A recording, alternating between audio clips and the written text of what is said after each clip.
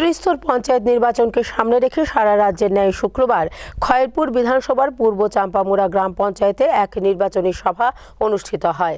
উক্ত সভায় উপস্থিত থেকে উন্নয়নের ধারা অব্যাহত রাখার জন্য বিজেপি প্রার্থীদের বিপুল ভোটে জয়যুক্ত করার আহ্বান করেন বিধায়ক রতন চক্রবর্তী। ত্রিস্তর পঞ্চায়েত নির্বাচনকে সামনে রেখে রাজ্যের বিভিন্ন স্থানে ঝড়ো প্রচার অব্যাহত রেখেছেন ভারতীয় জনতা পার্টি দল। বিনা প্রতিদ্বন্দ্বিতায় রাজ্যের অধিকাংশ পঞ্চায়েত এবং পঞ্চায়েত সমিতির আসন জয়লাভ করা সত্ত্বেও প্রতিদিন প্রচার চালিয়ে যাচ্ছেন শাসক দলের নেতা মন্ত্রীরা। নির্বাচনের হাতে মাত্র কয়েকদিন বাকি থাকলেও সেই জায়গায় একরকম ঘুমিয়ে রয়েছে বিরোধীরা। শুক্রবার বিনা খয়েরপুর বিধানসভা কেন্দ্রের মধ্যে ও পূর্ব চম্পামুড়া গ্রাম পঞ্চায়েতে এক নির্বাচনী সভার আয়োজন করা হয়েছিল। সভায় ব্যাপক অংশের কর্মী সমর্থকদের মাঝে উপস্থিত ছিলেন বিধায়ক রতন চক্রবর্তী, প্রার্থী বিশ্বজিৎ শীল, মণ্ডল সভাপতি অমিত নন্দী সহ অন্যান্যরা। এদিন বক্তব্য রাখতে গিয়ে বিধায়ক রতন চক্রবর্তী বলেন, কংগ্রেস ও বাম আমলে কি হয়েছে এবং বিজেপির শাসনে 6 বছরে রাজ্যের কতটুকু উন্নয়ন হয়েছে তার বিচার বিশ্লেষণ করার আহ্বান করেন। তিনি উল্লেখ করেন, রাজ্যের স্বাস্থ্য ব্যবস্থা থেকে শুরু করে নানা ক্ষেত্রে ব্যাপক উন্নয়ন করেছে বিজেপি সরকার। সেই সাথে তিনি বলেন, ভেবেছিলেন পঞ্চায়েতের সবগুলো আসনে বিরোধীরা প্রার্থী দেবে।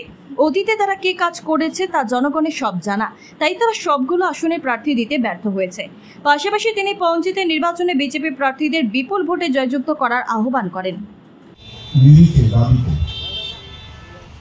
কংগ্রেস আমলে বা কমিউনিস্টদের আমলে কি হয়েছে আর আমাদের 5 বছরে 6 বছরে কি কাজ আমরা করতে পেরেছি, এটা একটা তুল্যমূল্য বিচার করে মানুষকে আমরা আহ্বান জানিয়েছিলাম যে আপনারা এর ভিত্তিতে সমর্থন করুন, আপনাদের অভিজ্ঞতার ভিত্তিতে সমর্থন করুন।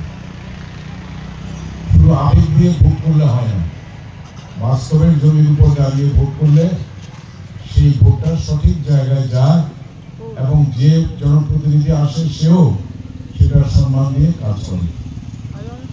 একটা কথা আমি বলি আপনাদের, আমি কিন্তু মনে প্রাণে চেয়েছিলাম এবং সবাইকে বলেওছিলাম যে আমরা চাই বিরোধীরা সব আসনে প্রার্থী দিক, পঞ্চায়েতে হোক, পঞ্চায়েত সমিতিতে হোক, জেলা পরিষদে।